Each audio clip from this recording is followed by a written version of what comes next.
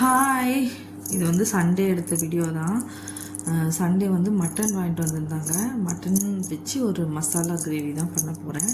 எப்படி பண்ண போகிறேன்னு பாருங்கள். செட்டிநாடு மசாலா மாதிரி தான் இருக்கும். ஆக்சுவலாக அது ரொம்ப நல்லா இருந்தது, சாப்பிட்றதுக்கு அவ்வளோ டேஸ்ட்டு. நான் எப்படி பண்ணுறேன்னு பாருங்கள். மட்டன் ரொம்ப நல்லா இருந்தது. மட்டன் வந்து கொஞ்சம் பெரிய பெரிய பீஸாக தான் இருந்தது. அதை கட் பண்ணிவிட்டு லைட்டாக பெரிய பெருசாக இருந்ததெல்லாம் கொஞ்சம் சின்னதாக்கிட்டு அப்படியே குக்கரில் வந்து வாஷ் பண்ணி வச்சுட்டு இதில் வந்து நல்லா ஒரு இஞ்சி பூண்டு பேஸ்ட்டு ஒரு பெரிய டேபிள் ஸ்பூன் போட்டுட்டு கொஞ்சம் மஞ்சள் பொடி, கொஞ்சமாக உப்பு, கல் உப்பு லைட்டாக இந்த மட்டனுக்கு தேவை இல்லையா, எடுத்து சாப்பிட்டா ஒரு உப்பு இருக்கணும் அதில், அதனால் வேக சொல்லவே போட்டுட்டு குக்கர் மூடியை வச்சு கொஞ்சம் தண்ணி ஒரு 1.5 டம்ளர் தண்ணி ஊற்றி குக்கரை மூடி வச்சு நல்லா ஒரு 5 விசில் 6 விசில் வச்சுட்டு ஆஃப் பண்ணிவிடுங்க. நான் 5 விசில் 4 விசில் 5 விசில் உங்கள் குக்கர் எப்படி இருக்குன்றதை பொறுத்து நீங்கள் முடிவு பண்ணிக்கோங்க. ஏன் சொல்கிறேன்னா ஒரு குக்கர் 1 விசில்லையோ 2 விசில்லையோ கூட நல்லா வெந்துடும். அதுக்காக நான் என்னோடய குக்கர் 4 விசிலாவது வேகணும். இது ரொம்ப பழைய குக்கர், நான் வெஜிடேரியனுக்காக தனியாக எடுத்து வச்சுருக்கேன். அதனால் இது ஒரு 4-5 விசில் வச்சா தான் அது வேகும். அதனால் ஒரு 4-5 விசில் வச்சுட்டு ஆஃப் பண்ணிட்டேன். நான் ரொம்ப குழஞ்சிரும் இல்லைன்னா மட்டனு மேக்ஸிமம் கம்மியாக வச்சுக்க பாருங்கள். ஏன்னா சம்டைம்ஸ் வந்து மட்டன் எப்படி வேணாலும் வெந்துடும் டக்குன்னு. ஒரு குட்டி ஆடாக இருந்ததுன்னா டக்குன்னு வெந்துடும். அதனால் நெக்ஸ்ட் வந்து மசாலா, ட்ரை மசாலாவுக்கு வறுக்கிறேன். வெறும் கடாய் வச்சுக்கோங்க. காஞ்ச மிளகாய் ஒரு 3 போட்டிருக்கேன். லவங்கம் வந்து ஒரு 2 போட்டிருக்கேன். அன்னாசி பூ வந்து ஒரு சின்ன ஒரு பூ தான் போட்டேன்.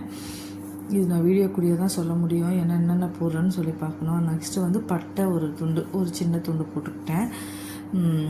நெக்ஸ்ட் வந்து பே லீஃப் இருக்கு இல்லையா, அது வந்து நல்லா ஒரு பெரிய இலையை 2-3 உடச்சி போட்டுட்டேன் ட்ரை வறுக்கிறதுக்காக.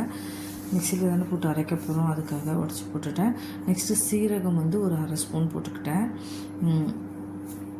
சீரகம் போட்டதுக்கப்புறம் மிளகு இருக்கு இல்லையா, அது வந்து ஒரு டேபிள் ஸ்பூன், ஒரு டீஸ்பூன் இருக்கும், அவ்வளோதான் போட்டுக்கிட்டேன். நெக்ஸ்ட் வந்து சோம்பு இருக்கு இல்லையா, அது வந்து ஒரு 1/2 டீஸ்பூன் போட்டுட்டு தனியா வந்து 1 ஸ்பூன் போட்டுட்டேன், 1 டீஸ்பூன் போட்டுட்டு நல்லா வறுக்கணுங்க.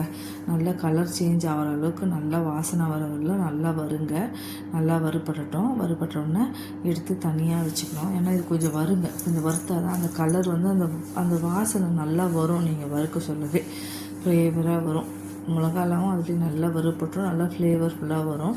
வரைச்சி எடுத்து தட்டில் மாற்றி வச்சு ஆற விடுங்க. ஆறட்டும். அதை நம்ம பொடி தான் பண்ண போகிறோம், அதனால் அது அப்படியே ஆற விட்டுருங்க. நெக்ஸ்ட் வந்து நான் மட்டனுக்கு வந்து வெங்காயம்,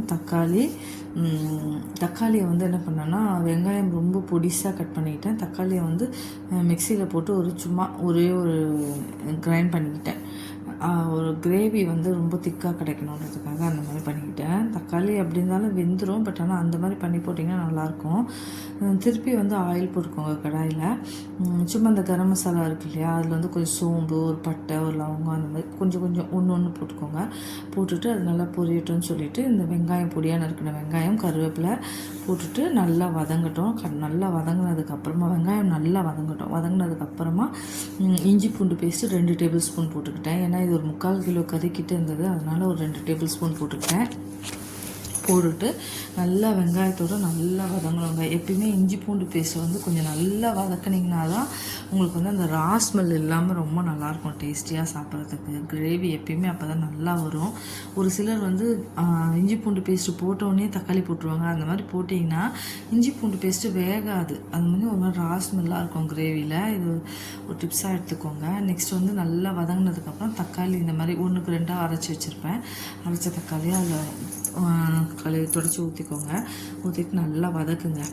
நல்லா வதங்கட்டும். ஏன்னா தக்காளியை வந்து நான் முழுசாக போட்டால் கூட இந்த அளவுக்குலாம் வதங்காது. நம்ம மட்டன் வந்து மசாலா தான் பண்ண போகிறோம், மட்டன் மசாலா தான் பண்ண போகிறோம். அதுக்காக இந்த மாதிரி அரைச்சி ஊற்றிட்டிங்கன்னா ரொம்ப நல்லா வதங்கிடும். நல்லா வதங்கினதுக்கப்புறமா நம்ம கொஞ்சமாக மஞ்சள் பொடி போடணும். அதில் மஞ்சள் பொடி போட்டுட்டு குழம்பு மிளகாய் பொடி வந்து பார்த்து போட்டுக்கோங்க. ஏன்னா நம்ம மசாலாலாம் ஆல்ரெடி 3 மிளகாய் போட்டிருக்கோம், ஒரு ஸ்பூன் கிட்ட வந்து மிளகு போட்டிருக்கோம். அந்த காரத்துக்கு தக்கன மாதிரி நீங்கள் போட்டுக்கோங்க. இப்போ நல்லா வதங்கினதுக்கப்புறம் மஞ்சள் பொடி போட்டுட்டு குழம்பு மிளகாய் பொடி 1.5 டேபிள் ஸ்பூன் போட்டேன். எனக்கு அந்த காரமே அதிகம் தான் தோணுச்சு, போதும்னு சொல்லிட்டு போட்டுட்டேன். பச்சை மிளகாய் ஃப்ளேவர் பிடிக்குன்றவங்க இதில் பச்சை மிளகாவும் போட்டு கொஞ்சம் வதக்கிக்கலாம். 1.5 ஸ்பூன் போட்டுட்டு வெறும் மிளகாய் நம்ம குழம்பு மிளகாய் பொடி 1.5 ஸ்பூன் போட்டுட்டு கொஞ்சமாக உப்பு போட்டுக்கோங்க. கிரேவிக்கு உப்பு போட்டுட்டு, ஏன்னா ஆல்ரெடி நம்ம மட்டன்லேயே கொஞ்சம் உப்பு போட்டிருக்கோம் இல்லையா, அதனால் கொஞ்சமாக உப்பு போட்டுக்கோங்க. போட்டுட்டு தண்ணி ஊற்றிடுங்க. தண்ணி ஊற்ற வேண்டாம், சாரி, நல்லா இந்த மாதிரி வதக்குங்க. அந்த மசாலாவோடு அது நல்லா வதங்கட்டும். வதங்கிட்டு இருக்க சொல்லவே கொஞ்சமாக மட்டன் மசாலா ஒரு 1/4 ஸ்பூன் போட்டுக்கோங்க. மட்டன் மசாலா விற்கிது இல்லையா கடையில், அது ஒரு 1/4 ஸ்பூன் போட்டுட்டு நல்லா இந்த மாதிரி பரட்டி விடுங்க.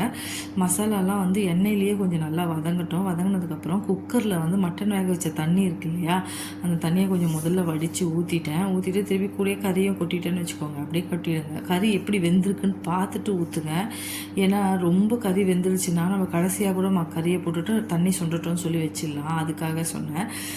நான் அப்புறம் பார்த்தேன், எனக்கு குக்கரில் வந்து கறி வந்து கொஞ்சம் 3/4 பதமாக தான் வெந்திருந்தது. அதனால் இப்போ தண்ணியை ஊற்றிட்டு இந்த மசாலாவெல்லாம் மிக்ஸ் பண்ணிவிட்டு அந்த கறியும் கூட ஆட் பண்ணிவிட்டு அப்படியே நல்லா தரன்னு கொதிக்கட்டும்னு சொல்லி கொதித்து நல்லா சுண்டி வரட்டும்னு சொல்லி விட்டுட்டேன். அப்படியே நல்லா சுண்டிட்டு இருந்தது.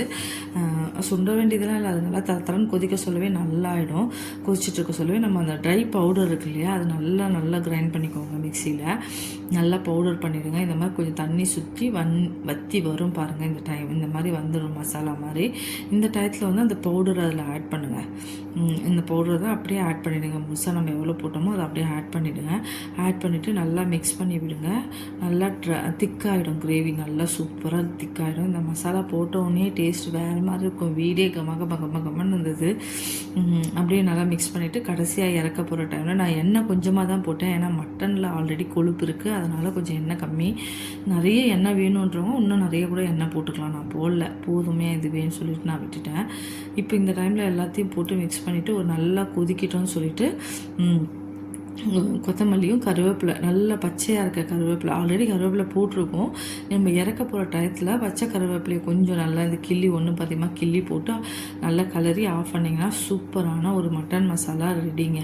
இதே மாதிரி ட்ரை பண்ணி பாருங்கள். பரோட்டா, தோசை, இட்லி, சாப்பாடு எல்லாத்துக்கும் சூப்பராக போகுங்க. என்னோடய சேனல் பிடிச்சிருந்தால் லைக் பண்ணுங்கள், ஷேர் பண்ணுங்கள், சப்ஸ்கிரைப் பண்ணுங்கள், கமெண்ட் பண்ணுங்கள். மெயினாக நல்ல ரெசிபீஸ்லாம் இதில் இருக்குது. விலாகில் போய் பாருங்கள். உங்களுக்கு தேவைப்பட்டால் மினி விலாக்லேயே நான் ரெசிபீஸ் போட ட்ரை பண்ணுறேன். இந்த சேனலில் நிறைய நான்வெஜிடேரியன் ரெசிபி வந்திருக்காது. இதுதான் ஃபஸ்ட் டைம் நிறைய போடலன்னு நினைக்கிறேன். இனிமேட் போட ஆரம்பிக்கிறேன். இந்த மாதிரி ஒரு மட்டன் மசாலா பண்ணி சாப்பிடுங்க, என்ஜாய் பண்ணுங்கள், சந்தோஷமாக இருங்க. எவ்வளோ நல்லா வந்திருக்கு பாருங்கள். சாப்பிட அவ்வளோ டேஸ்ட்டாக இருந்ததுங்க. நீங்கள் ட்ரை பண்ணி பார்த்தீங்கன்னா உங்களுக்கே பிடிக்கும். என்னோடய சேனல் பிடிச்சிருந்தா சப்ஸ்கிரைப் பண்ணுங்கள். சப்ஸ்கிரைபரே இல்லை சுத்தமாக.